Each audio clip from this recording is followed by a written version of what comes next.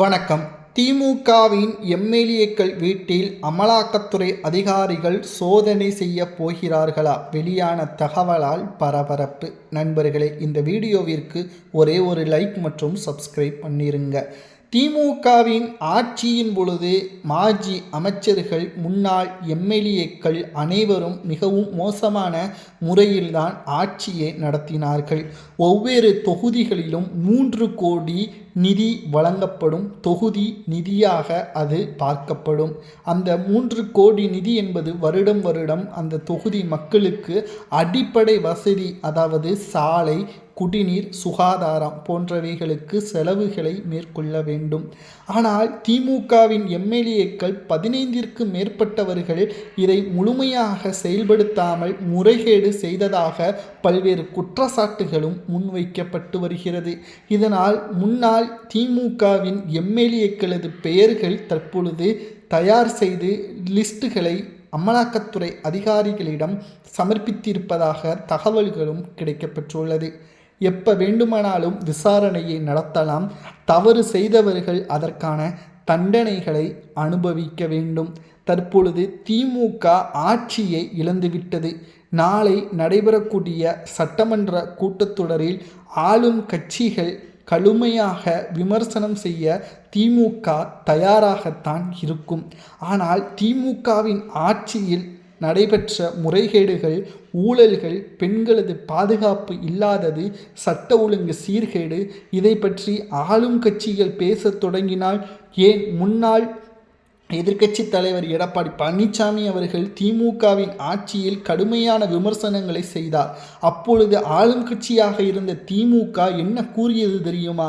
திமுகவை பார்த்து எடப்பாடி பொறாமைப்படுகிறார், திமுகவின் ஆட்சி சிறப்பாக நடக்கிறது என்று கூறினார். ஆனால் இப்பொழுது தமிழக மக்களின் ஒவ்வொரு தலையிலும் கிட்டத்தட்ட 1,28,000 கடன் சுமை இருக்கிறது. ஒரு குழந்தை பிறக்கிறது என்றால் அவர் கடனாளியாக பிறக்கிறார். கடன் என்பது கடந்த முன்னாள் முதல்வர் ஜெயலலிதா அவர்களது காலத்தில் 50,000 இருந்து 65,000 வரையாகத்தான் இருந்தது. ஆனால் ஸ்டாலின் அவர்களது ஆட்சியில்தான் 1,28,000 உயர்ந்துள்ளது. மக்களது அடிப்படை வசதிகளை இவர்கள் பூர்த்தி செய்திருந்தால் இன்றைக்கு நிச்சயமாக இந்த கடன் என்பது நியாயமாக இருந்திருக்கும்.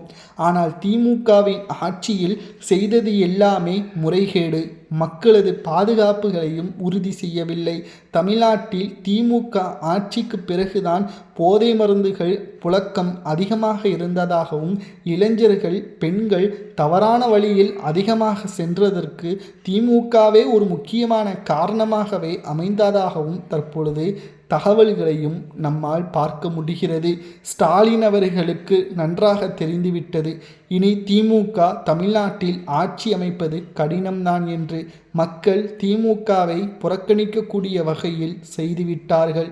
திமுகவின் ஆட்சியே மக்கள் கேள்வி கேட்டு புதிய தலைவர்கள், புதிய மாற்றங்களை உருவாக்க வேண்டும் என்பதற்காக ஜென்சி பசங்க 1 கோடி பேர் மாற்றங்களை தேர்வு செய்துவிட்டார்கள். இதை பொறுத்து கொள்ள முடியாமல் தற்பொழுது ஸ்டாலின் அவர்கள் என்ன செய்தார் தெரியுமா? சமீபத்தில் அறிவாலயத்தில் ஜென்சி மீட்டிங் என்று கூறி இளைஞர்கள் சுமார் 30 பேரை அழைத்து வந்து, திமுகவின் கொத்தடிமைகள் நாங்கள்தான், உடன்பிறப்புகள் நாங்கள்தான் என்று பேசுகிறார்கள். இவர்கள் உண்மையான ஜென்சியா என்று கேட்டால் இவர்கள் ஜென்சி பசங்களே கிடையாது.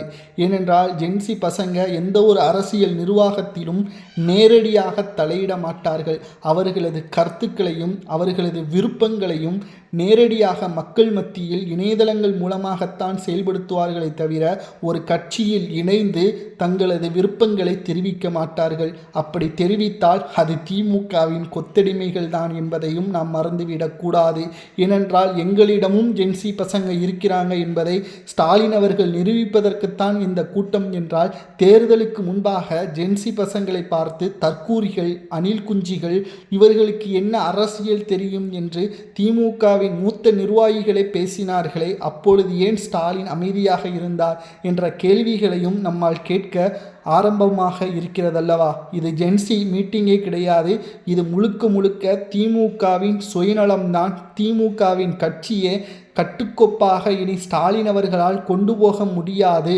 அதற்கு உதாரணமாக இது அமைந்துவிட்டது. மேலும் திமுகவின் மாஜி எம்எல்ஏக்கள், முன்னாள் அமைச்சர்கள் செய்த ஊழல்கள், முறைகேடுகள், அவர்களது தொகுதி மக்களுக்கு நன்மை செய்யாததும் தற்பொழுது திமுகவில் இருக்கக்கூடிய ஒட்டுமொத்தமான தோல்விற்கு இதுவே காரணம். தற்பொழுது புதிய ஒரு தகவலும் கிடைக்கப்பெற்றுள்ளது. அது என்ன தெரியுமா? திமுகவின் கூட்டணியில் இருந்த வைகோ தனது 2 வெற்றி வேட்பாளர்களை ராஜினாமா செய்ய வைக்கப் போவதாக சமூக வலைதளங்களில் கூறப்படுகிறது.